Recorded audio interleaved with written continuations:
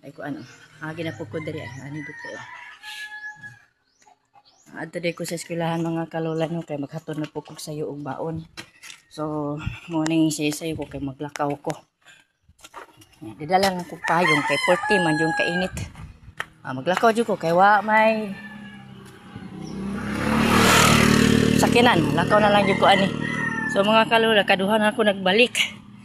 Ginang buntag akong pasakay ang mga bata.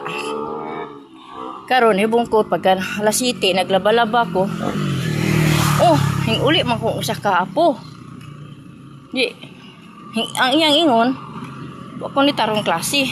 Yan hay balobe di ko nga naa sa klase kay magkuan sila kanang magbasa ba.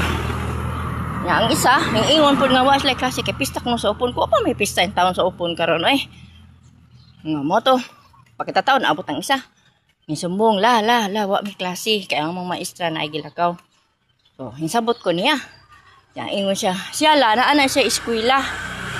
Magbasa na sila la pero uli siya pag uli pud nako mao to sa akong kalagot nag-adto ko sa eskwelahan. Ako na po siyang gihatod. Mo to nangutana ko sa guard. Dili day unta na pagawson unsaon hindagan man ko no. Hingkuyog mo po siya agaw nga uli. Mo to ako nga gihatod gid siya mo to ang guard nga ma'am dili ka pwede mo sulod kay naka-short ka gid tinuo ka nalabaw man ko. Inita maglakaw lang ka ni kay o pa may sakinan nga naman ko payong. So mo to pagkatod na ko sa eskwelahan may guard nga balik ka lang na siya dali unya ma'am nya di lang namo paggawson.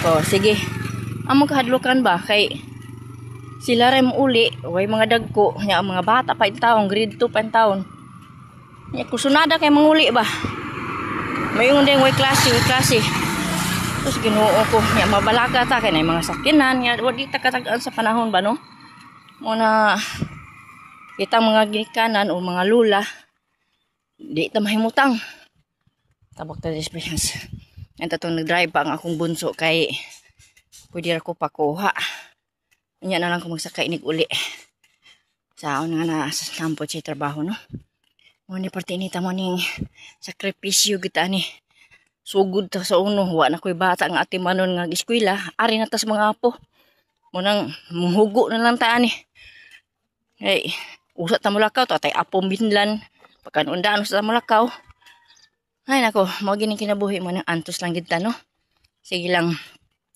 maabot ra gyapon Ginoo mo abot ra gyapon ang panahon nga maluoy ra ang Ginoo nato og maka kuan ra gyapon ta sa atong mga apo.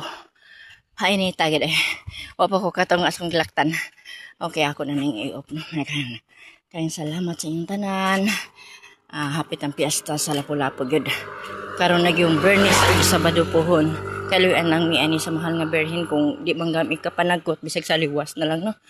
So siya na lang tayo masabot na mo sa mahal nga berhin sa Rigla. Happy piyesta sa Lapu-Lapu City. City na noon. Lapu-Lapu City. Okay, thank you. God bless. Na nakusunga to nga doon ako sa eskwelahan. Okay, bye.